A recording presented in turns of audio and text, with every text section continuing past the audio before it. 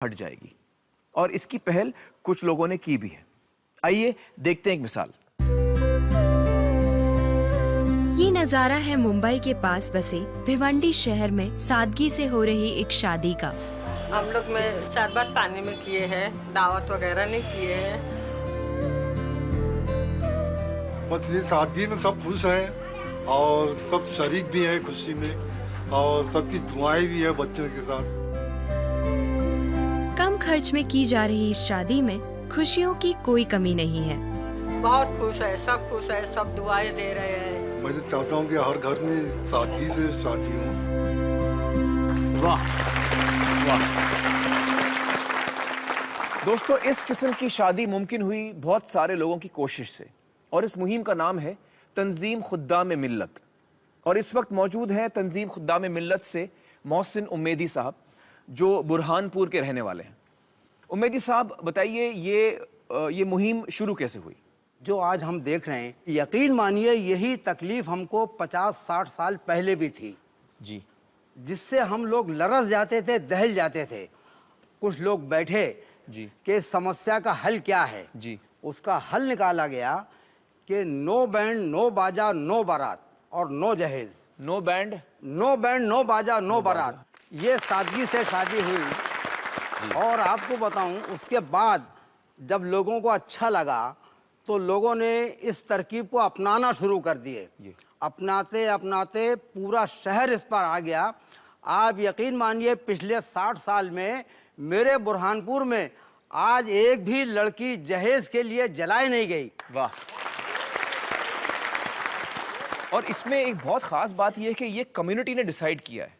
अगर कम्युनिटी का हर आदमी ये कहे कि भाई हम ऐसी ही शादी करेंगे, तो फिर किसी पे पर भी, खास तौर पे जो गरीब लोग होते हैं, उन पे ये प्रेशर नहीं पड़ता कि मुझे अब खर्चा करना ही है। गरीब आदमी तो एहसास शर्मिंदगी जो है उससे मरा जाता है, और जब बड़े लोग ये कदम उठा लेंगे तो गरीब आदमी के लिए सारे रास्ते आसान हो जाएंगे जी।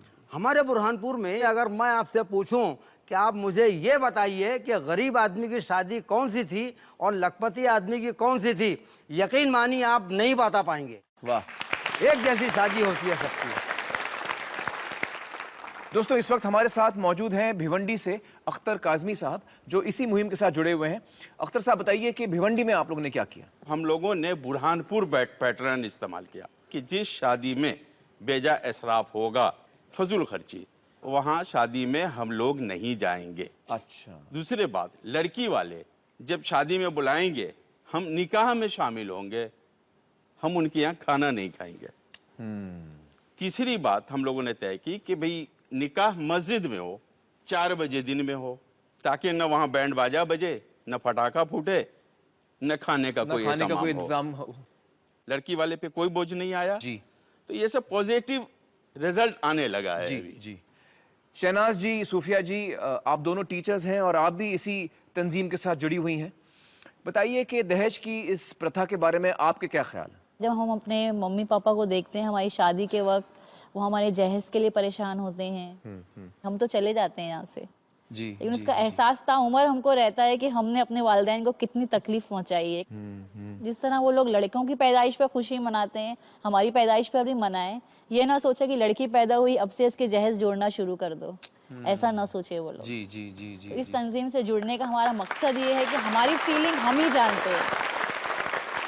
तो हम चाहते हैं कि आपको ये बात पूरे हिंदुस्तान में पहुंचानी है। जी जी। और जी। इसलिए पहुंचाने की है कि आप जो कुर्बानी दे रहे हैं, जो माध्यम बन रहे हैं, जो वसीला बन रहे हैं, तो ये आपको हर हालत में बनना ही था, क्योंकि मैं जानता हूं कि